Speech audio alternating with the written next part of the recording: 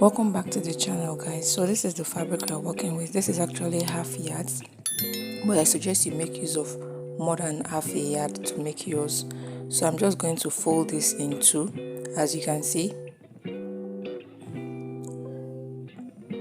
and I'm going to mark out the length I want my jacket to be. Let's call it a jacket. 17 inches is what I used, so I'm just going to mark that across.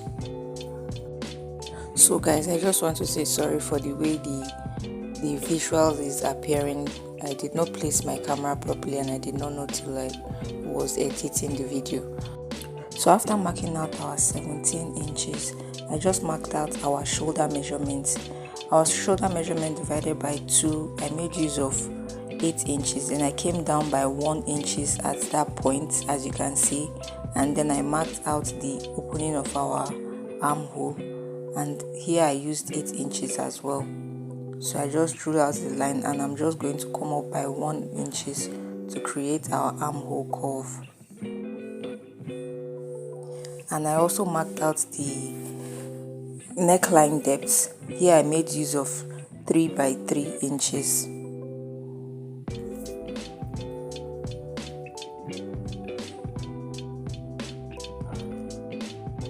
And I'm just going to connect the line from there to the 1 inches I went down by. So this is what it's looking like. This is the armhole and I went down by 1 inches. So for this point, I'm just going to be making use of my bust measurement alone.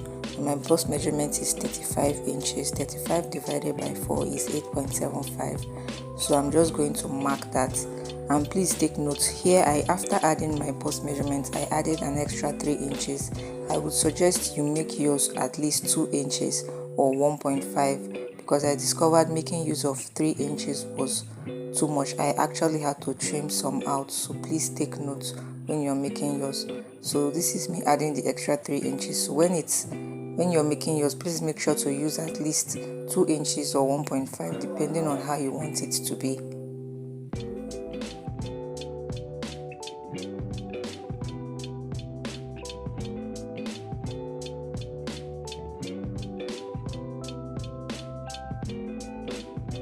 So here I'm just going to add half an inch at the shoulder points, as you can see me doing right now. Just adding half an inch for the joining allowance at the shoulder points.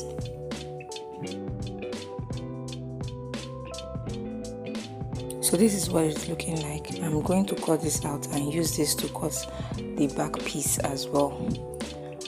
You can also choose to cut the back before cutting the front, however you want to do it for this one, whichever way works.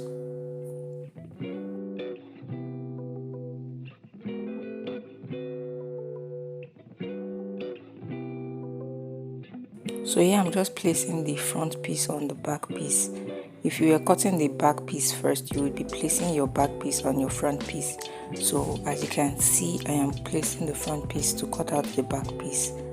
After placing it properly, I'm just going to cut it out and cut the neck depth for the back. The neck depth for the back, I just went down by 1 inches.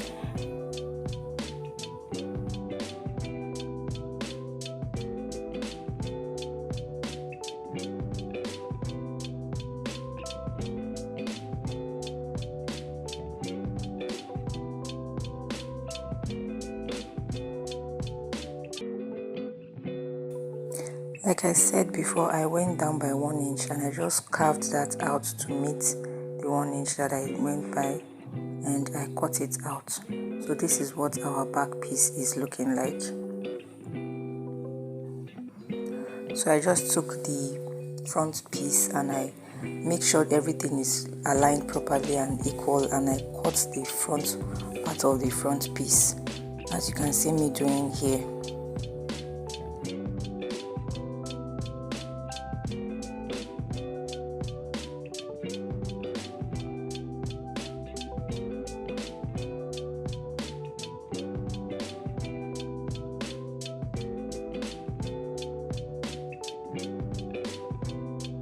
So guys, here I just took the leftover fabric we used in cutting out our front and our back piece, and I took the back piece and placed it on it, as you can see, and I cut out this piece you're seeing here, just to use as a lining for the back, and I also did the same thing for the front. So guys, I lost some clips from this part, but this is what we are making use of that piece for, the piece we just cut. So now we are going to cut the one for the front piece. So I'm just bringing back my front piece and a fabric piece, and I'm going to place the front piece on it. I'm sure if you're working with a yard, you would not have this problem I had. I was just trying to manage the fabric because this was half a yard. So after placing this on top, I'm just going to trace out what we have.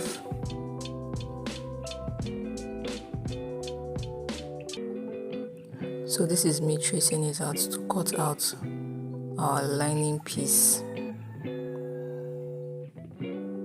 and I removed the front piece we had and I just traced it out. So this is what we are working with, and I'm going to be cutting 2 of this for each side of the front, and I'm going to place it right sides facing each other and sew by 1/4 of an inch, and we are going to flip that over, give it a good press, and this is what we are going to be having when you are done sewing and giving your fabric a good press.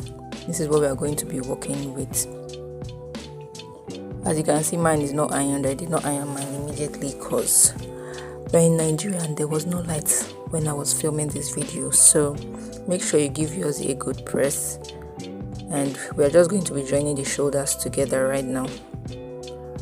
This is what you're going to do when you're joining your shoulder. You're going to hold them together right sides facing each other. Make sure the sewing parts are at the, how do I explain this? Make sure the sewing parts are joined together and everything is equal. As you can see, you can see the way I'm holding it. So you can just turn it and sew across, or you can also just open it and sew on each side, and when you're done you should have something like this.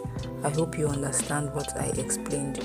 If you have any problems, just leave it on the comment section below. This is what you should have when you are done joining it. As you can see, everything is looking nice. Then don't forget to add your hemming gum to these areas that I'm holding. Iron your hemming gum to it. So guys, this is what we have after we were done giving it a good press. Like I said earlier, do not forget to add your hemming gum to the lining piece and make sure you weave it so we don't have those rough edges you're seeing there. Next, I'm going to take my tape to measure our armhole, as you can see me doing right now, to get what we have. And don't forget, I told you that I added extra 3 inches allowance. Do not make that mistake.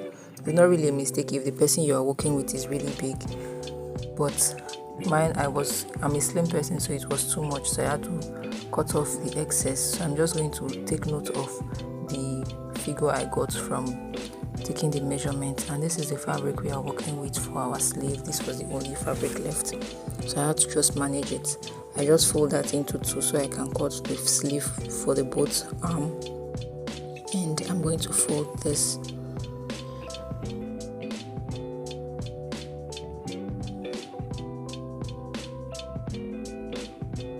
So I'm just taking my tape and I'm going to mark 5 inches first. This is just the way I do it whenever I'm trying to cut a sleeve using freehand.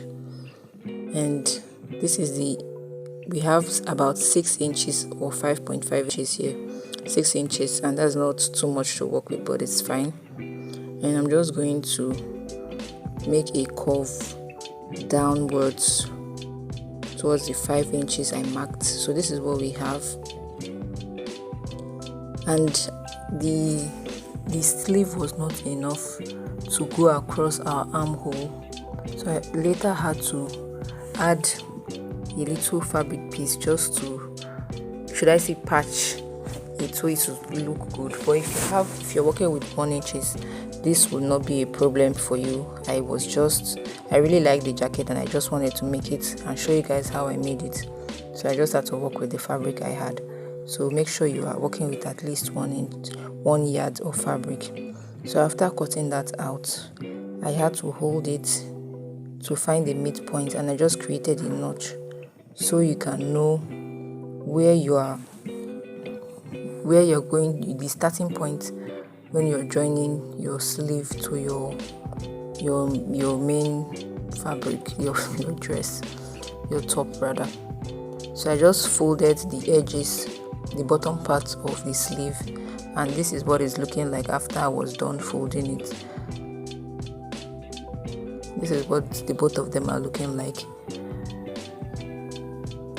So I'm going to show you guys how I was able to join this to our main jacket.